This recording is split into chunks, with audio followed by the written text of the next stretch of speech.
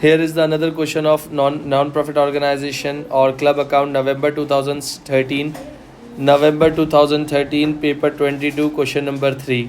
अच्छा सवाल है, मज़े का सवाल है, कंसंट्रेट कर लेना। थोड़ा सा थ्योरी भी इसमें इन्वॉल्व है। Puxton social club provide the social facility for the local community. Treasurer नाम का बंदा है। बैलेंसेस दिए हुए हैं, एरियर्स का बैलेंस दिया हुआ है और एडवांस का बैलेंस दिया हुआ है, दोनों ओपनिंग है। सब्सक्रिप्शन रिसीव हुई है वो भी दिया हुआ है। None of the subscription arrear in 1 October 2016 were received, these were written off as irrecoverable. फिर इसके बाद क्लोजिंग बैलेंसेस दिए हुए हैं सब्सक्रिप्शन एरियर्स के और उसके। तो इतनी सारी इन्फॉर्मेशन में अगेन क्या बनाना है, सब्सक्रिप्शन अकाउंट बनाना है। अभी 5 मिनट पहले मैंने तुम लोगों को बनवाया था। जिस बच्चे को फॉर्मेट अगेन याद होगा, लॉजिक याद होगी, तो वो आराम से बना सकता है। सब्सक्रिप्शन अकाउंट कैसे बनता है वो यहाँ देख लीजिएगा। राफे प्लीज़ यहाँ कॉन्सेंट्रेट कर लो बेटा। अगर सब्सक्रिप्शन के अकाउंट की बात कर रहा हूँ तो ये देख लीजिएगा। Here is a subscription account एक इनकम होती है और इनकम पे हम क्या यूज़ करते हैं, आपा यूज़ करते हैं। सब एरियर्स यानी एक्रूड इनकम का ओपनिंग, प्रीपेड इनकम का ओपनिंग। इसके बाद कोई सब्सक्रिप्शन अगर रिफ़ंड हुई है, सर क्यों लिख रहे हो, इसके बाद इनकम एंड एक्सपेंडिचर अकाउंट अगर दिया हुआ होगा तो लिख देंगे, नहीं दिया हुआ होगा तो फाइंड करेंगे। इसके बाद आपके पास क्या हो गया, कोई बैंक पेमेंट रिसीव्ड हो रही होगी। अगर कोई इररिकवेबल डेब्ट हुआ तो वो फ़ौरन लिख दोगे, अगर नहीं हुआ तो इग्नोर कर दोगे। इसके बाद प्रीपेड इनकम का क्लोजिंग, एक्रूड इनकम का क्लोजिंग। यहाँ अकाउंट को मैंने क्या कर दिया, बंद कर दिया। सर 200 रुपये दिया हुआ है एरियर्स का ओपनिंग, प्रीपेड का भी ओपनिंग दिया हुआ है 320। सर क्लोजिंग 280 और 400। एरियर्स का 280 है और उसका कितना है, 400 है। रिफ़ंड कोई भी चीज़ नहीं हुई है। बैंक कितनी रिसीव हो गई, 7600, ये भी हो गई आपके पास। अब बोला है none of the subscription arrears कितना था, 200 का था, जो कि हमें वापस नहीं मिला तो वो इररिकवेबल हो गया।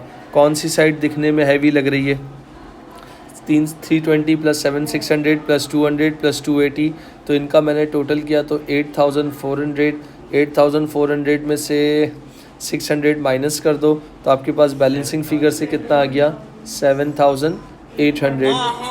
दोनों साइड्स आपकी क्या हो गई, इक्वल हो गई और बैलेंसिंग फिगर से आपके पास क्या निकल गया, इनकम एंड एक्सपेंडिचर अकाउंट की वैल्यू निकल गई। ये एक्रूड का क्लोजिंग था तो यहाँ आया, ये एक्रूड इनकम का क्या हो गया, ओपनिंग हो गया, और ये प्रीपेड इनकम का ओपनिंग हो गया।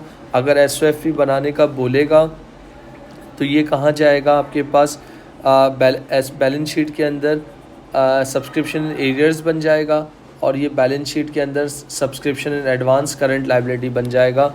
तो ये मेरा पहला पार्ट था जो कि कंप्लीट हो गया, इन्होंने जो मांगा था। नेक्स्ट पार्ट में बोला हुआ है state to difference between receipt and payment account and income and expenditure account. Last class में मैं आपको थ्योरी लिखवा रहा था तो डब्बे के फॉर्म में लिखी थी, रिसीट एंड पेमेंट मतलब कैश बुक, और इनकम एंड एक्सपेंडिचर उन्होंने डिफरेंस बताया है। तो अगर मैं डिफरेंस की बात करता हूँ तो यहाँ पर आप देख सकते हो, पहले रिसीट एंड पेमेंट में क्या होगा, it shows the opening balance, opening and closing balance of cash book, cash and bank. यानी रिसीट एंड पेमेंट में क्या होगा कि आपके पास ओपनिंग कैश या आपके पास बैंक का ओपनिंग बैलेंस दिया हुआ होगा। इसी तरह के इसका सेकंड पॉइंट लिखना चाहो तो it record all amount receive और paid whether relate to capital expenditure item. जितनी अमाउंट आप लोगों ने पे की है, जितनी रिसीव की है वो आ जाती है। It includes cash item only, उसमें सिर्फ और सिर्फ कैश आइटम इंक्लूड होती है। इसके बाद क्या होता है, it indicates closing balance of cash and bank balance, यानी ओपनिंग भी शो करता है और क्लोजिंग भी शो करता है। बराबर में आ जाओ इनकम एंड एक्सपेंडिचर अकाउंट में, इट इंक्लूड रेवेन्यू आइटम्स, वो सिर्फ रेवेन्यू आइटम इंक्लूड करता है related to the period only, जिस पीरियड के होंगे। इसके बाद वो क्या शो करता है, इट शोज सरप्लस और deficit of for the period, यानी आपको सरप्लस हुआ या डेफिसिट वो बता देता है। It also include non cash incomes और एक्सपेंसेस ऑफ रेवेन्यू नेचर, जो नॉन कैश एक्सपेंस होते हैं रेवेन्यू इनकम नेचर के, वो शो करता है। फिर उसके बाद वो क्या शो करता है, it includes both cash and non cash revenue item related to the current year only, so adjustments for accruals and prepayments, जिसमें अक्रूवल्स और प्रीपेमेंट्स की एडजस्टमेंट्स के हिसाब से वो शो कर रहा होता है। तो उन्होंने आपसे क्या मांगे थे, 2 डिफरेंस मांगे थे, 2 उसके दे दीजिए और 2 इसके दे दीजिए। फिर इसके बाद यहाँ पर आप देख सकते हो नेक्स्ट पार्ट में उन्होंने आपसे क्या बोला हुआ है, after the preparation of income and expenditure account, income and expenditure account नहीं दिया हुआ, बना के बोला है बना लिया है। डायरेक्ट क्या दिया हुआ है, सरप्लस दिया हुआ है, तो इसका मतलब ऑलरेडी बनाया हुआ है उन्होंने बोला है। अब आपको बोला है स्टेटमेंट ऑफ फाइनेंशियल पोजीशन बनाओ, बड़ी इंपॉर्टेंट चीज़ बात बोल रहा है, स्टेटमेंट ऑफ फाइनेंशियल पोजीशन बनाओ showing the value of accumulated fund, opening भी दिखाओ और क्लोजिंग भी दिखाओ। पिछले क्वेश्चन में ओपनिंग दिया हुआ था तो हमने क्लोजिंग को फाइंड किया था, तो मैं यहाँ पर बनाने जा रहा हूँ। तो देख लीजिएगा, just like a balance sheet आपने पढ़ी हुई है, मेरे हिसाब से कोई नई चीज़ नहीं है। और ये मेरे ख्याल से 3 कॉलम वाली बैलेंस शीट ज़रूरत नहीं है, यहाँ 2 कॉलम ही यूज़ कर सकते हो। तो सबसे पहले मैंने क्या हेडिंग डाल दी, एसेट्स की डाल दी। अब एसेट्स में मैंने क्या हेडिंग डाल दी, नॉन करंट एसेट। मेरे ख्याल से नॉन करंट एसेट एक ही दिया हुआ है, कितना दिया हुआ है, इक्विपमेंट एंड फिक्सचर 5800, तो डायरेक्ट इधर छाप दो। फिर क्या हेडिंग डाल दी, करंट एसेट। करंट एसेट में क्या दिया हुआ है, subscription in arrears, subscription in arrears कितनी दी हुई है, 280। इसके बाद इन्वेंट्री वो भी दी हुई है, कितनी, 350। अच्छा, इसके बाद अदर रिसीवेबल किस नाम से दिया हुआ है, heat and light. Heat and light कितना दिया हुआ है, 30। इसके बाद बैंक दिया हुआ है 170। और तो मुझे कुछ नज़र नहीं आ रहा, इन सबको टोटल कर लूँगा तो टोटल करने के बाद कितना होगा, 280 प्लस 350 प्लस 30 प्लस 170, तो ये बन रहा है कुछ 830 प्लस 5800, तो कितना हो गया 6630। इसको मैं अपनी लैंग्वेज में क्या कहूँगा, टोटल एसेट्स। क्लियर, कोई चीज़ नहीं थी, कोई एडजस्टमेंट नहीं थी, डायरेक्ट मैंने वैल्यूज़ को उठाया है। अब मैं क्या हेडिंग डालूँगा, एक्यूमुलेटेड फंड एंड लाइबिलिटीज़। तो जितनी मेरी अंडरस्टैंडिंग कहती है, ओपनिंग एक्यूमुलेटेड फंड नहीं दिया हुआ,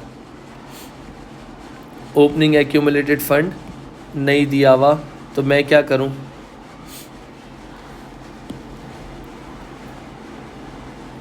ऐसा डब्बा बना लिया। फिर क्या आता है, ऐड सरप्लस, कितना सरप्लस था, $150 का। फिर इसके बाद क्या आता है, क्लोजिंग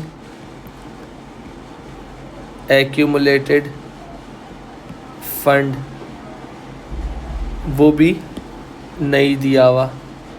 ओके, फिर उसके बाद क्या आता है, ऐड नॉन करंट लाइबिलिटी, जो कि कितनी दी हुई है, 8% बैंक लोन 3500, 8% बैंक लोन 3500।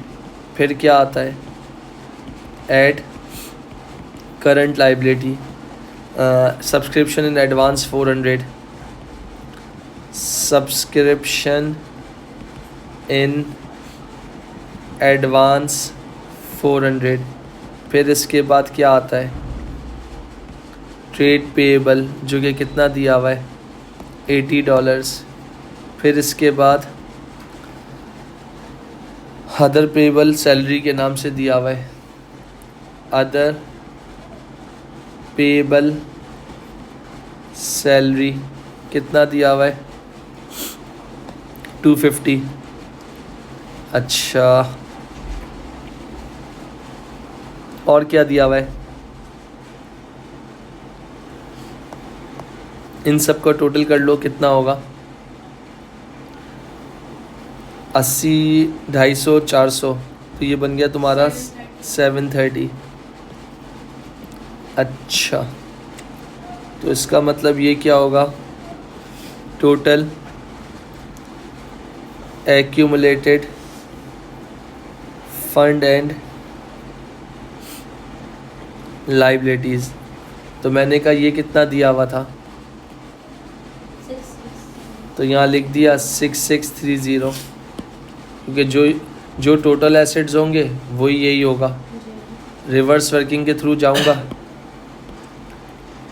वैसे ये प्लस होता है तो आप माइनस कर दो, 6630 माइनस 730, तो क्लोजिंग कैप 5900, फिर माइनस 3500, तो कितना आ गया क्लोजिंग कैपिटल 2400, और 2400 में से ये पैसे प्लस होता है तो माइनस 150, तो कितना आ गया 2250।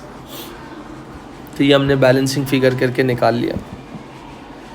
आई होप क्लियर हो।